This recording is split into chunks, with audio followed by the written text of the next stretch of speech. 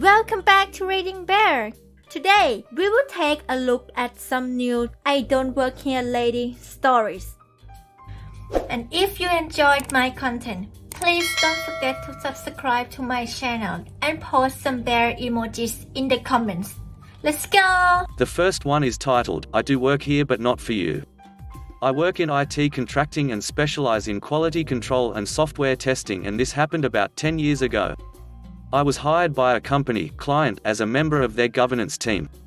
Basically, we were to assess the company they hired, big tech, to create their software and their testing standards and plans. Governance teams are hard to utilize correctly and only any good if the person you report to understands.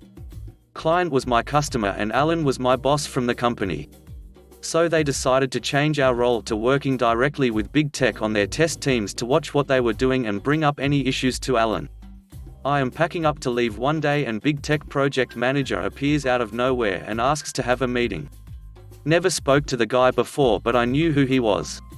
A bit surprised, I asked if it could wait till tomorrow as the day was over, and he said that is one of the things I need to discuss. A bit miffed, I agree. So we going into a meeting room with windows where you can still see the office floor. He asks me to look out on the office and telephone me what I see. No idea what he wanted me to say. I was a bit doubt-founded, so said, people working. He nods his head repeating it and then asks why I am not with them and was going home and why I was not dressed appropriately for a client's site and so unprofessional. Now I see the issue. He obviously thinks I work for him and not the client directly. I explain that I have done my work for the day, and does he expect me to stay doing nothing? He goes into a long-winded explanation of how the longer we are in the office the more they have to pay. Intrigued, I asked, does that mean I would get paid more, or is it I should do unpaid overtime so big tech make more money? He explained I was a salaried employee and should be grateful for the experience I was getting with their world-class company. I ask again then, if I have no more work should I stay to charge the client more, and what should I do while I have nothing to do? He is getting a little frustrated with me and his tone is getting more aggressive and said I should just look busy while I stay late. That is when I said, you aren't my boss, I work for client and Alan is my boss, not you. Alan was the person he reported progress and billing to. I was hired to make sure big tech were accurately creating the software and not overcharging client. You have just outlined how you are overcharging and tried to reprimand me for not taking part. You accused me of being unprofessional and not dressing professionally. My belief is you are acting unprofessionally and it doesn't matter what you look like, and your insistence of the appearance of being busy to hide in action illustrates this.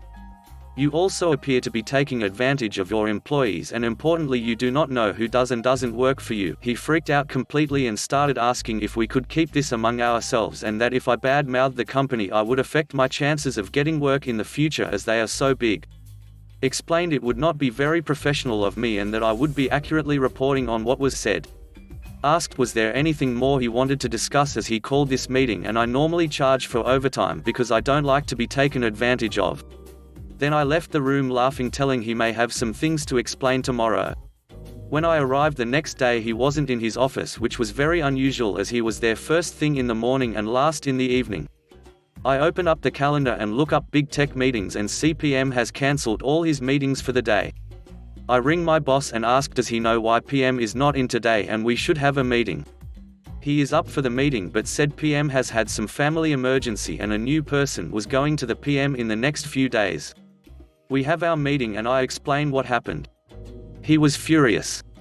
He wanted the names of the people who were staying late and just surfing the net. Now I worked side by side with these people and knew they didn't have any choice.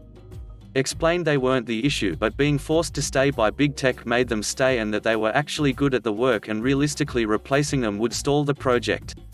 So he decided to get the timesheets and billing together. Suddenly all the billing reports were password protected and they couldn't get in touch with PM due to the family emergency. Lot of reports gone missing from SharePoint, all with the PM's name showing very late hour. He asked me to try and find the information while he contacted big tech to explain what is going on. As I am looking through SharePoint I notice that PM is still logged in and actively deleting files. So I contact the security section to kick him out of the system and get backups of SharePoint. Go to my boss's office and he is on the phone to big tech and he puts it on speakerphone and tells them I am on the call. He explains that big tech can't contact PM due to the family issue. So I point out he was just on our network deleting files 20 minutes ago. Silence is deafening from the other end. Tell them the files deleted and password protected now are all being restored and we would have them in a couple of hours. More silence. My boss then says, are they concerned about the content of these files and why is PM logging on to their servers deleting files? More silence. I could go into the whole thing, but basically piles of documentation proving overcharging. The PM had been too stupid to understand the client's SharePoint was not his big tech's SharePoint because they have the same name. He was not having a family emergency, shocker right, and they were hiding him and letting him resign with a package. Now everyone knew what happened and you would think the staff of big tech would hate me, but the opposite happened. They were told not to do any overtime without 3 signatures for approval from the client. It effectively stopped all overtime and made them all very happy. I have met many of them since on other projects and they still thank me for getting PM out of the way. He did get other jobs but let go several times because for all his talk of being able to get projects over the deadline, he had no ability and would just tell people to work longer hours. That is not sustainable and doesn't address problems with specifications and design issues. The next one is titled, Boss, what are you doing in my car? Unlike many folks here, I don't really work retail or even shop that much. I do get mistaken at Best Buy sometimes, even though I've never worn blue polos to that store. Apparently standing near the aisle browsing stuff with a serious expression is enough to have random people come up to you to ask questions. And I usually reply, I don't work here, but what was your question anyway? And they generally apologize, chuckles, and I answer what I can. But that's not the story today. About 15 years ago, I was working in a logistics company. I had missed the lunch truck that comes by, so I decided to drive to lunch then come back. A coworker said he'll come with me. I said I'll see him out front. So I went to my car, which was a small sedan, champagne color.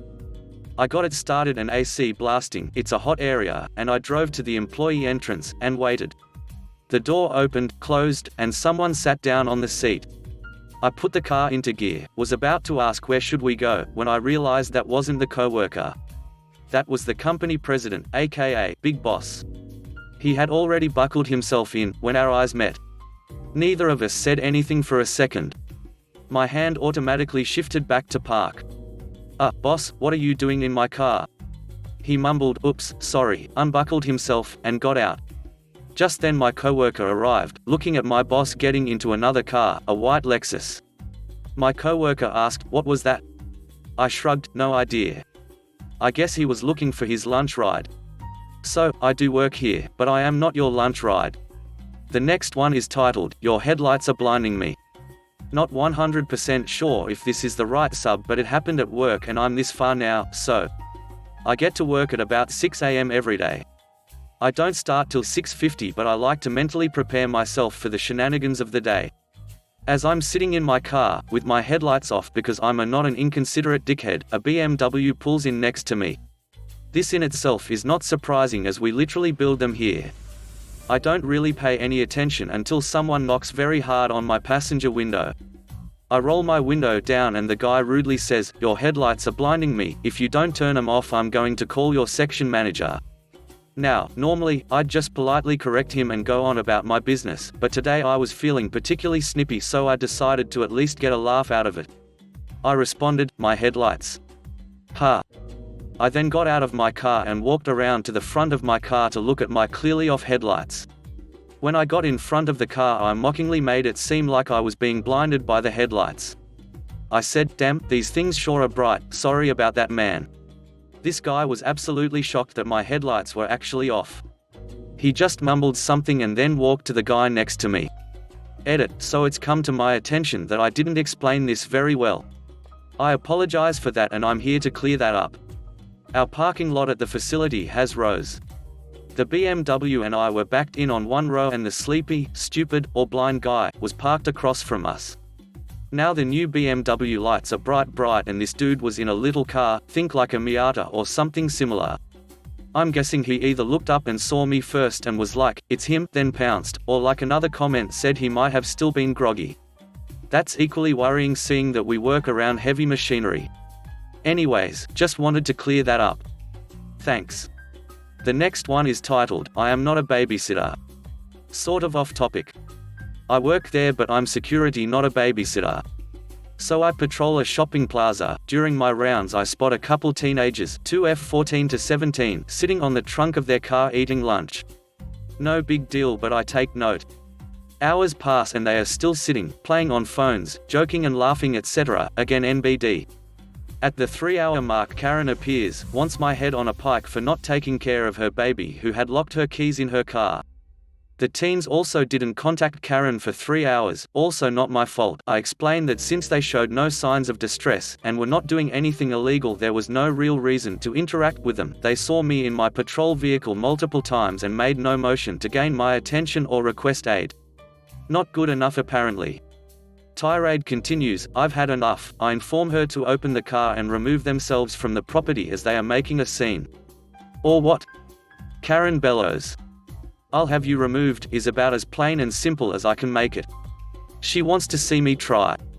So I call it into locals and Karen is just waiting for them to arrive. They do shortly thereafter. I explain from start to finish, then Karen's bullpoop ensues. I'm harassing her poor babies, who are quiet but definitely embarrassed, and threatening her and cursing for all to hear. Basically the opposite of what transpired.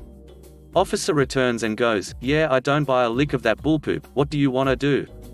I reply, just boot them, that kid is gonna get enough poop later. Officer explains what's going to happen and what happens if it doesn't go that way, and Karen goes back after me and the cop cuts her off and says, ma'am, does he look like a babysitter to you? His job was to keep them safe, he did that, anything further is on those kids over there. And then the husband, father shows up, he unlocks the car, says 2 words to everyone around him, go home, and they all pile in their vehicles and leave. A bit anticlimactic for my part, but still, just one of those days on the job. The next one is titled, Never had one of these experiences before today and it went kind of weird. I'm in my mid-40s and was quite surprised and confused to have my first experience of IDWHL today. I've been following this sub for at least 3 or so years, so I thought I knew how stuff like this was supposed to go down. I was supposed to help some little old lady, then get assaulted by a Karen for not helping her. It didn't happen that way at all. I was at the supermarket shopping with a half-full cart of groceries and was studying cereals to see if one had more sugar than the other. I noticed someone out of the corner of my eye who was standing near, looking at me, so I thought I might be in their way. I said sorry and started moving my cart, but she started in with the "it's about time you helped me" thing. Because I read this sub so much, I immediately figured out what was going on, so I told her right then that I think she has mistaken me for an employee. I am not, I'm here shopping, here's my cart. I thought I could head this off at the pass and laugh it off. I could not. She got very angry and kept insisting I worked there and that I needed to help her. At this point I thought I'd start backing away because I didn't want it to turn into one of those assault stories. I guess this was a wrong move because she hauled off and tried to punch me in the chest. I put up my hand to try and ward it off, more of a haphazard swat at her hand than anything, but I ended up catching her fist in my hand. It was a complete accident, but it looked like I had done it intentionally, and I was about to laugh when I noticed the woman had this deer in the headlights look. Then she turned around and walked away as fast as she could. I think in her mind I had just turned into some kung fu master that you shouldn't have ducked with. IDK. But I thought she might be going to get the manager and charge me with assault or something, but she didn't. Never heard another word about it. I finished shopping a little quicker than normal and left, and that's it. I am a little confused, nothing else happened, and also laughing my ass off because I looked like some old, fat kung fu master. The next one is titled, Boss doesn't need any help, then asks for help and bashes me later. Hi everyone. This is a long post, a long time coming, 10 years, so I've been stewing on this for a while. I hope this is a good fit here, but it could go other places. This is a story where I take continual punches to the gut before gaining my small victory. I worked for a place for just shy of 15 years, worked my way from chump to champ, and I was essentially tripped at the finish line. I put my heart and soul into this company because I believed in it, and then the last 2 to 3 years because I would have a high-end position. The promise resulted in me returning to get my MBA because I'd be the position itself would pay off big for the rest of my foreseeable career. Long story short, and not for this story, it didn't happen. Unbeknownst to me, an outsider, Susan, not working for the company, had been seating themselves in the minds of board of directors and CEO for about a year as the perfect person to fill the role I had been working towards. News travels in the industry when someone is getting up in years ready to retire.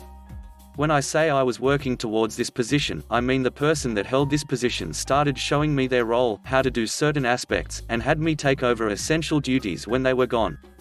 I even worked with their VP on some of these things to learn the ropes.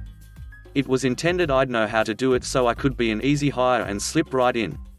Details for another story, but in the end, Susan ended up getting the position, becoming my direct supervisor. To their credit, they were qualified for the job, but they weren't half as ambitious as the person they were replacing, and I actually knew and was already trained on how to do most of duties of Susan's position. Combine my now salty ass with the fact I had got an MBA for this position, the entire thing felt like a giant waste. Worse, I ended up having to show Susan how to do a few things. This is important for later. Unfortunately, Susan had a friend and distant relative that worked at my company. Her name was Candy. Candy was a buffoon. Good personality, but, how do I put this, not qualified to sharpen pencils. It's not that Candy was dumb, she just was incompetent. No confidence, no palpable skills, and needed hand-holding and help with every task she was assigned. It took her well over a year of basic Excel data entry before she felt confident doing it by herself, and even then she'd make a mistake and have to ask help from a variety of people. Candy was hired in her late 30s, and she didn't know how to address an envelope or draft a letter. Susan asked her to make a promotional flyer for a small update on something internal, as in, take these bullet points and throw them in a cute, one-page promo flyer. She worked 2 full days on it before she asked for help from lower employees. She was incapable of performing any basic office function. But when she managed to complete small, basic tasks, she was praised like you'd do a 2-year-old for pooping in the toilet and not their pants. To make matters worse, there was a position at the company which was essentially like a VP to Susan, but different. The VP could handle basic functions if Susan was off on vacation to keep things going, but they also had their own set of unique duties that no one else handled, and Susan should do if VP is gone, but ultimately never would because they were challenging and Susan wasn't ambitious. Remember, VP and I were close colleagues and always on great terms. They wanted to work for another 7 to 10 years after having put in 27 years, but was waiting to see how Susan worked out as the new person in charge of this part of the company. VP lasted 2 years after Susan was hired before retiring. VP told me I should apply for their job, because if I was qualified for Susan's job I sure as heck could do their job. I didn't want to do it, as it was a slap in the face and I didn't want to get complacent, but VP said I should take it for now just for the pay bump, and then I have something else to put on my resume. Solid VP gave solid advice, so I applied for it. Susan of course encouraged Candy to apply for it, and in a conversation I overheard, Candy was bragging to another coworker that Susan had promised her the position but Susan would go through the motions to quell employee anger, i.e. me. Longer story short, Candy got the position.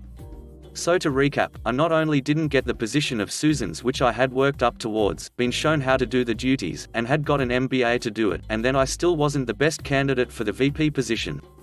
I should note other co-workers applied for the VP position that also would have been a better candidate than Candy. She was literally the least qualified of everyone that applied. I was perpetually angry during the entire Susan and Candy saga.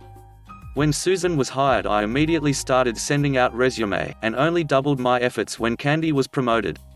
I found a comparable position to Susan's, aka my dream job, at another company. It happened to be that Susan also saw this position open, but on paper it wasn't a promotion so she wasn't interested. She instead encouraged Candy to apply for it as it would be a jump up for her and a huge jump for me. On the day of the interview I walked out after feeling confident I nailed it, to see Candy waiting in reception. Candy's interview was lined up right after mine. I found afterwards that the interviewers wanted to compare 2 people from the same company to see if there was a difference. In the end, I got the position, one of 2 final candidates, and Candy wasn't considered as one of them. I went back to work, gave my 2-week, and left.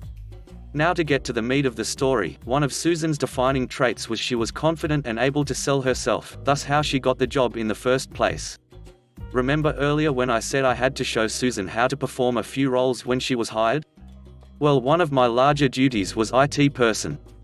I handled all the IT affairs of the company, from server install, to troubleshooting, to networking. It's a full-time position to begin with, but I had other duties I had taken on, given over the years, more akin to 2 to 3 people's jobs, which I had always worked through it because I was working towards the position that Susan had took. So in the limited time I had left, and I had to take a few days off to burn time and line up things for new job, I had to show Susan how to do things. For you IT people out there, I happened to be finishing up a big project to upgrade all employee computers. I was a good 85% done with this role, but there were some programs that needed set up via the server, or advanced configuration that never got done. Plus little hiccups that sometimes take minutes, or sometimes take hours to chase down and fix. I left instructions the best I could, but said you'd likely need to reach out to support, and I gave the number to a company I know, but Susan told me repeatedly she could figure it out and it wasn't a big issue. She would never demonstrate she wasn't capable of handling something. About a month and some change later, Susan calls me up to congratulate me on my new position, and make small talk to ask how are things going, etc. She starts winding down the conversation to tell me if I ever need any help, she'd be happy to offer advice. Oh, by the way, she didn't see any information in my notes, but do I know where such and such information is at? What's the password for the server? How do I remote into that again? Oh, and since she's at it, was there instructions on how to get archaic application working correctly with another application? Hey, half of our security cameras stopped working, do you think they're unplugged? Nothing really important, just if I happen to know offhand. Well, I said, I documented the passwords down, network ports, specs, and different configuration procedures, but a lot of it was intrinsic on the job knowledge. Susan just stuttered and said, oh, okay, I'm sure it's right here, thanks anyways, good luck, let me know if you need help. Fast forward 6 months, new job is going great, and turns out to be considerably better than demonstrated on paper, and gave me opportunity to advance further. I have a few friends that work for IT support companies, and one day one mentions to me my old friend, Susan. Oh, I ask? They said Susan had called them 4 to 5 months ago because they needed help setting up their machines. They were told that a guy they had set up the computers but didn't do a good job and left them with barely functional machines and a mess. Said Susan had set up a contract with the company and had been one of their most actively clients trying to troubleshoot issues, and still does to this date. They make a pretty good payday off the company now.